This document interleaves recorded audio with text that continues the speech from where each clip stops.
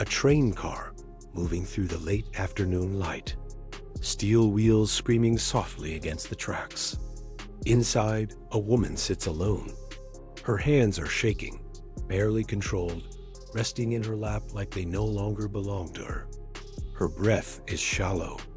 Her eyes are distant, not looking at anything in front of her, but at something only she can see. No dialogue, no music, no explanation, just silence. And in that silence, something happens that even the camera did not expect. Because Diane Lane didn't act in that moment, she disappeared. And what came through instead was something far more uncomfortable. Truth. But what no one realized at that time was that this single unscripted moment would not just define a scene. It would redefine an entire career.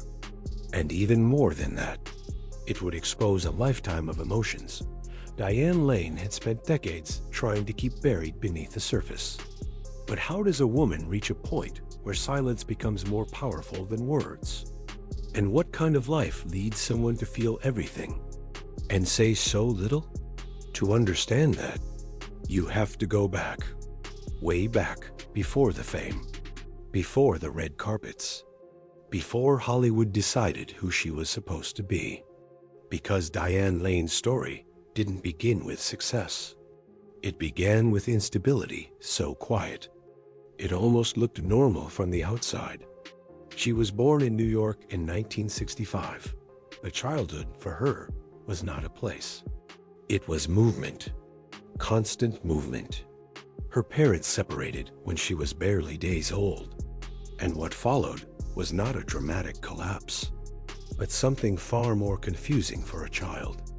Absence that arrived slowly enough to feel like it was her fault. Her mother drifted in and out of her life like a shadow that never fully committed to staying. Her father, a man deeply tied to the world of theater, became her only anchor. But even anchors can drift when the ground beneath them never settles. They moved constantly. Apartments, hotels, temporary spaces that never asked to be remembered. And Diane learned something very early. Home is not a place. It is a feeling you try to build inside yourself, when nothing outside stays still long enough to trust. But what no one knew was that this unstable childhood would create something unusual in her. A stillness, not peace, control. And that control would later become her greatest strength and her quietest burden. Because by the time she was a teenager, something extraordinary happened. Hollywood noticed her.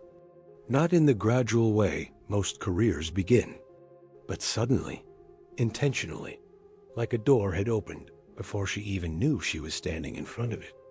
At just 13, she was already performing on stage in New York. And by 14, she was cast opposite Laurence Olivier in A Little Romance. A child, standing beside a legend. And instead of being overwhelmed, she did something no one expected. She matched him, not in experience, not in age, but in presence. And that is where the first shift happened. Because Hollywood loves talent, but it fears unpredictability. And Diane Lane was unpredictable in a way no one could categorize. But what no one understood at the time was that this rapid rise came with a cost no one warned her about. She didn't grow into fame. She was dropped into it. And once the industry decides who you are, it rarely asks if it is right. In the early years, she was labeled something simple. A beauty, a prodigy, a future icon. But labels are not identity. They are cages with better lighting. And slowly, she began to notice the pattern. She was always someone's love interest, someone's muse, someone's emotional presence in another person's story, but never the story itself. And this would later become important, because when a person is seen too often in roles they did not choose emotionally, they begin to disappear inside their own image. But Diane didn't break. She withdrew, quietly, and silence became her strategy. not to hide, but to survive.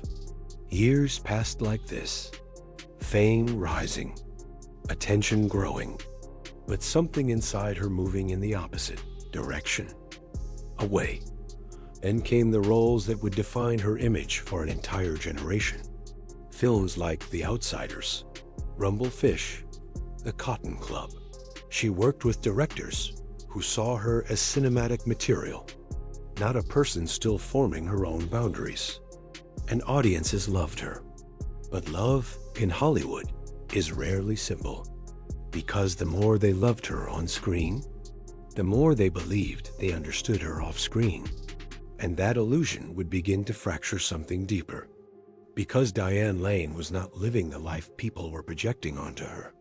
She was observing it from a distance, like someone watching their own reflection move without permission. But what happens when your image becomes louder than your reality? You start to lose control of how you are remembered. And that loss changes everything. By her 20s, she had already lived multiple lifetimes in public perception. And privately, she was learning something painful. That being visible is not the same as being known. Then came love, or what the world thought was love. Her marriage to Christopher Lambert in 1988 was quiet, almost invisible to the media noise around her. A rare moment where she stepped away from Hollywood's center. They had a daughter, a family, a brief sense of structure. But structure built between two different worlds rarely survives without fracture. One life belonged to cinema, the other to stillness. And slowly, distance began to grow between them. Not suddenly, but in the quiet spaces where two people stopped moving in the same emotional direction. And when it ended in 1994, there was no explosion, no scandal, only silence again. The same silence that had followed her since childhood. But this time, something was different. Because silence was no longer just something she lived with. It was something she chose. Years later, she would marry again. Actor Josh Brolin. A relationship that began with intensity and ended with public fractures that briefly exposed the reality behind closed doors. And once again, she did not turn her life into performance. She did not explain herself to the world. And this would later become one of the most misunderstood aspects of her character. Because in an industry built on narrative control, Diane Lane refused to narrate herself. But the real turning point, the moment everything shifted again, came in 2002, a film called Unfaithful. A story about desire, regret, and emotional collapse beneath control. And then came the scene, the train scene. No dialogue, no direction that could fully contain it. Just a woman sitting with the consequences of a choice she cannot undo. And Diane didn't perform it. She released it. And something in that moment broke through the boundary between acting and experience. Because audiences did not just watch her character. They felt her. And for the first time in years, Hollywood had no label for what they were seeing.